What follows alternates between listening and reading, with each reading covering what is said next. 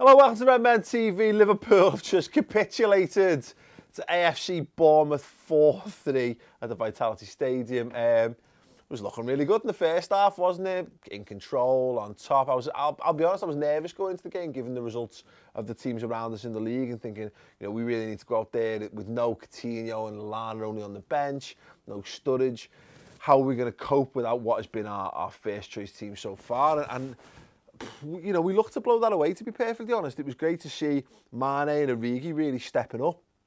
But genuinely, what happened to that team, I've got no idea. And look, when you tune it up, and I said this, we did the half-time, chat at half-time, and I kind of said 15 minutes, first 15 minutes of second half. This is not in-depth football analysis, this is basic shit. Go out there and either score another, put the game to bed, or at least keep tight, because they'll think if they get a goal inside the first 15 minutes of second half, then anything's possible. And even though I still thought we were okay up to that point, we weren't great. We weren't to the same level as the first half.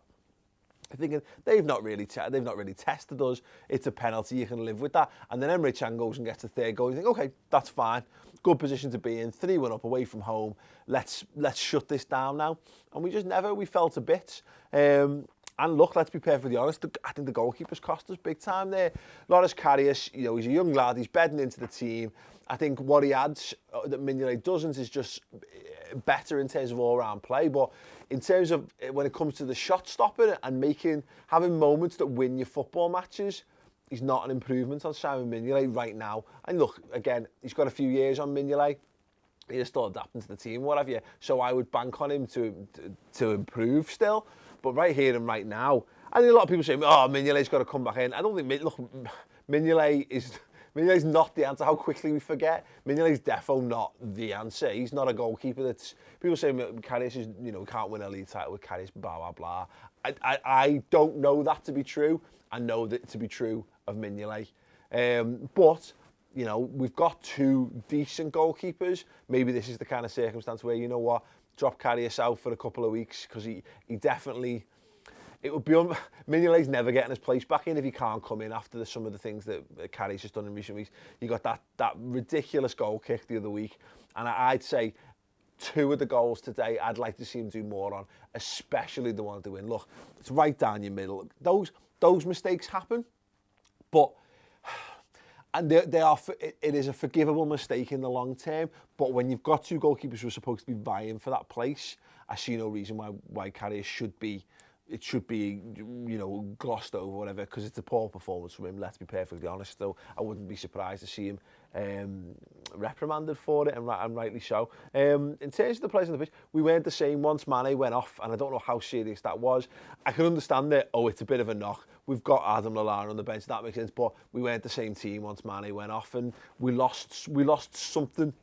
And that's a real shame, because, again, on another day, having a 2-goal cushion and twice during that game should be more than enough to see us over the line, and it never was. And I really hope Klopp absolutely tears a strip off those players, because it's unforgivable, because at the back who switched off, look, not having Joel Matip there is a loss, but we can't hinge on one player, and it can't hinge on Coutinho, we can't hinge on Firmino, and the same way we can't hinge on Matip at the back. We need to be better than that, and we've just gone to bits, and whether that's Henderson being on a yellow card and maybe it limited his effectiveness, shield and defence, maybe we should have just tactically switched to 4-2-3-1 and put 2 guys in front of there and looked to shut it down. I don't know, but a combination of the goalkeeper, the centre-halves, maybe the defensive shielding from the midfield, and the manager have got that wrong today.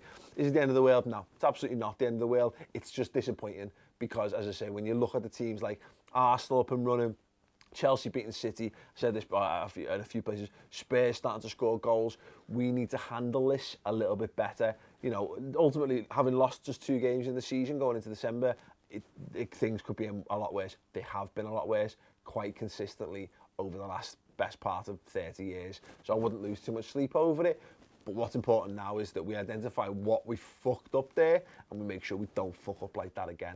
Because if we want to have a good season, we need to get that out of our system. Conceding 4 goals in a half of football is pathetic, and it needs to be sorted. And, I would trust it to be sorted, so don't lose your heads.